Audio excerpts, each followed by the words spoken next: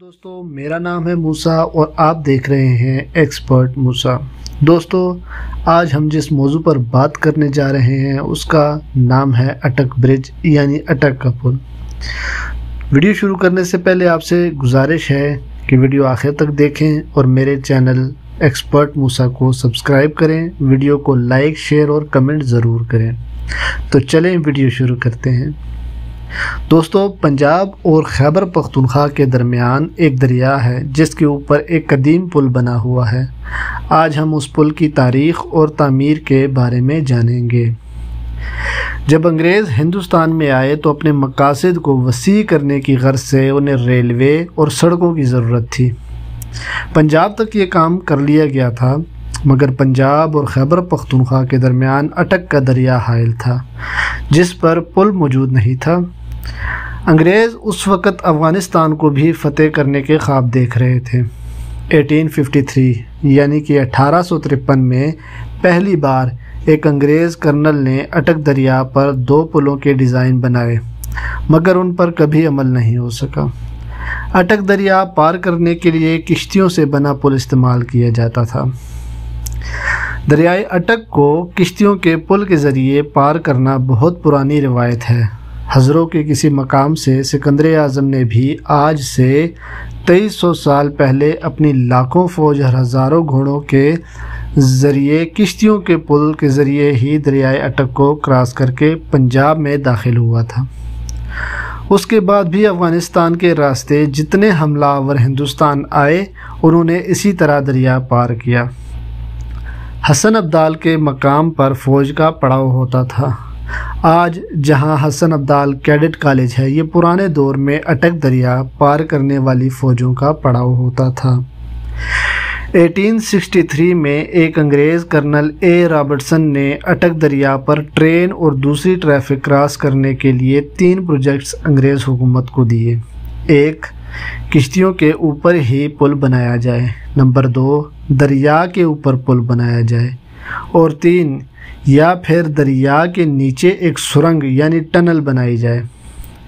1859 یعنی کہ 1859 میں رابرٹسن نے ٹنل کا خاکہ اور آئیڈیا بنا کر پیش کر دیا تھا، جو 1215 فٹ لمبی، 24 فٹ چوڑی، 20 فٹ اونچی، 2 فٹ موٹی اینٹوں اور کنکریٹ کی تہ اور پانی کی سطح سے 82 فٹ نیچے تھی۔ داخلی اور خارجی جگہ ٹنل سے 100 فٹ کی دوری پر تھی تاکہ کسی خطرے سے بچا جا سکے۔ برٹش حکومت نے کرنل رابرٹسن کی ٹنل والی تجویز مان لی اور اس کے لیے 10,000 روپے کی گرانٹ منظور کر لی۔ یاد رہے کہ اس وقت کے 10,000 روپے آج کے کروڑوں روپے کے برابر ہیں۔ 12 مارچ 1860 یعنی کہ 1860 کو دریائے اٹک کے نیچے سرنگ یعنی ٹنل بنانے کا کام شروع ہوا، اور اسی سال جون میں ٹنل کے اندر پانی کی لیکیج شروع ہو گئی جس کی وجہ سے کام روکنا پڑا۔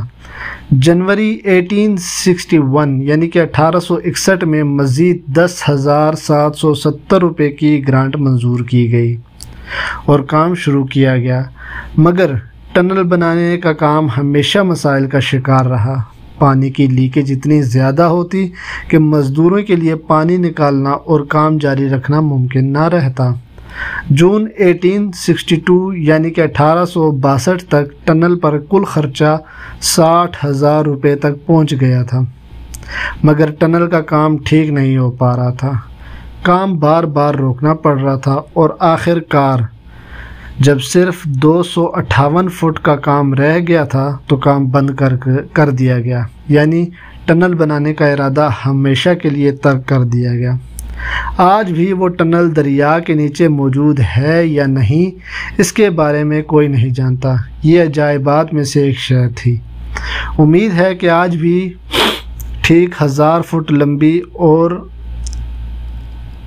1000 فٹ لمبی اس ٹنل کے آثار دریائے اٹک کے نیچے اٹک پل کے قریب کہیں موجود ہوں۔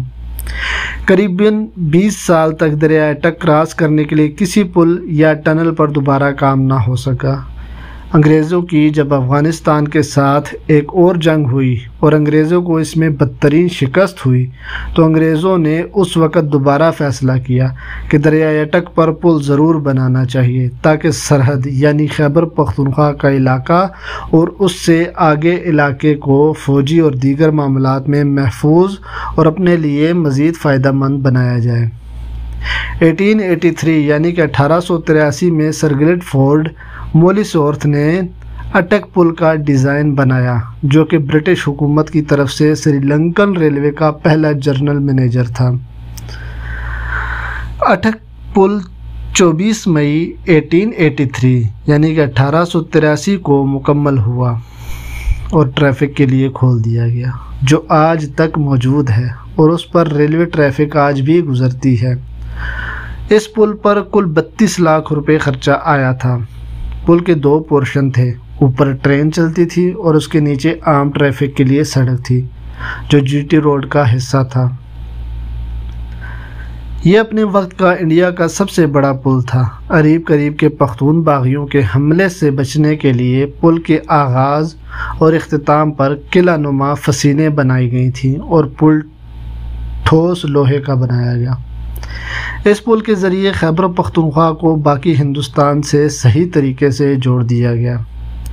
40 سال تک یہ پل ٹھیک ٹھاک چلتا رہا، پھر 1925 یعنی کہ 1925 میں اس میں کچھ خرابیاں پیدا ہوئیں تو اس کی مرمت کی گئی اور کچھ چیزیں نئے سرے سے بنائی گئیں۔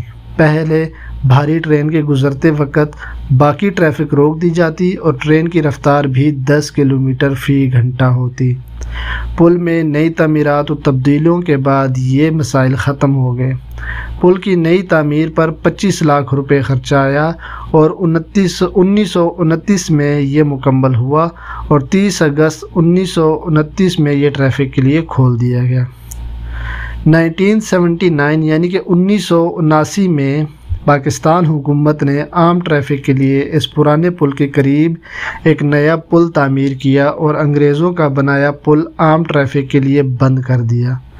بعد میں سن 2002 کے بعد پاکستان حکومت نے قریب ہی ایک مزید پل بنایا۔ اب آنے جانے والی ٹریفک کے لیے الگ الگ پل ہیں مگر پرانے پل پر سے ٹرینیں اب بھی گزرتی ہیں۔